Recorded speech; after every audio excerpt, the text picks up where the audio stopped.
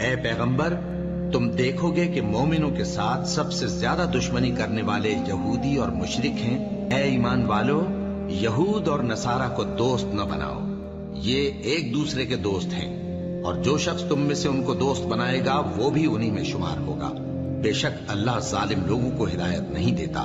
تو جن لوگوں کے دلوں میں نفاق کا مرض ہے، تم ان کو دیکھو گے کہ وہ ان میں دوڑ دوڑ کے ملے جاتے ہیں، کہتے ہیں کہ ہمیں خوف ہے کہ کہیں ہم پر زمانے کی گردش نہ آ جائے۔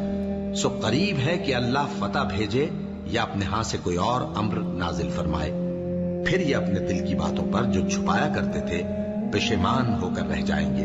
اور اس وقت مسلمان تعجب سے کہیں گے کہ کیا یہ وہی ہیں جو اللہ کی سخت سخت قسمیں کھایا کرتے تھے کہ ہم تمہارے ساتھ ہیں؟ ان کے عمل اکارت گئے سو وہ خسارے میں پڑ گئے۔ اے ایمان والو، اگر کوئی تم میں سے اپنے دین سے پھر جائے گا